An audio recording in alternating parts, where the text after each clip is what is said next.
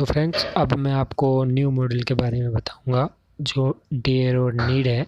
Dare और need की एक ख़ास बात है कि मॉडल और मेन वर्ब दोनों में यूज़ किया जा सकते हैं।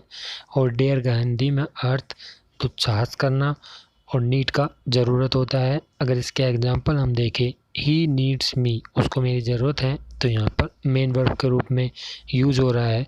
आप मेन वर्ब के बारे में पता ऐसे कर सकते हैं कि उसकी ज़रूरत है, मतलब मेन वर्ब अगर नीड्स नहीं होगा यहाँ पर तो सेंटेंस कंप्लीट नहीं होगा। अगर अगला सेंटेंस हम देखें, she does not dare to go there, इसका अर्थ है कि उसने वहाँ जाने का दुस्साहस क्यों किया। इसमें भी डेयर एक मेन वर्ब के रूप में यूज हो रहा है।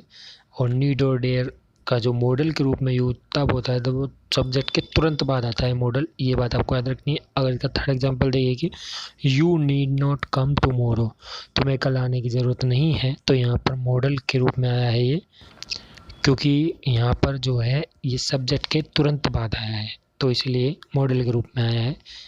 और इसका इतना यूज मेन वर्ब के रूप में नहीं है, क्योंकि कम टुमारो इसका यूज मेन वर्ब के रूप में हो रहा है। और अगर अब इसकी दूसरी जो एग्जांपल को देखें कि नीड और डेयर का प्रयोग कभी भी मॉडल के रूप में पॉजिटिव वाक्यों में नहीं होता है, ये बात से आप पता लगा सकते हो कि वो मेन वर्ब के रूप में यूज हो रहा है या मॉडल के रूप में। तो अगर आप इसका एग्जांपल देखोगे, आई नीड हेल्प हिम, तो यहाँ से अगर आप देख रहे हो कि ये सेंटेंस पॉजिटिव है तो नॉर्मल सी बात है, यहाँ पर नीड मॉडल के रूप में यूज़ नहीं हो रहा है, यहाँ पर नीड यूज हो रहा है एक मेन वर्ब के रूप में। और मेन वर्ब के रूप में जब नीड यूज हो रहा है तो उसके बाद तो टू प्लस वर्ब की फर्स्ट फॉर्म आती है। अगर नीड का यूज एक मेन वर्ब के रूप में नीड और डेयर का होता है तो उसके बाद टू प्लस वर्ब की फर्स्ट फॉर्म आती है पॉजिटिव सेंटेंस में, अगर इनका यूज होता है तो। ये बात आपको याद रखनी है। अब अगले एग्जाम्पल पर चलते हैं friends.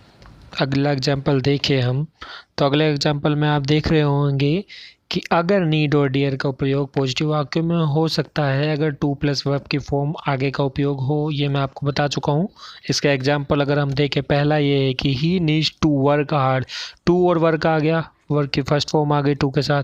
He will not dare to come here, to और कम आ गया, वर्ब की फर्स्ट फॉर्म आ गई टू के साथ।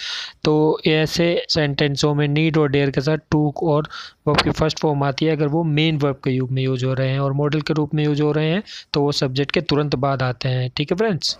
तो नेगेटिव वाक्यों में जो नीड का प्रयोग है वो हेल्पिंग वर्ब, मेन वर्ब और मॉडल तीनों के रूप में हो सकता है।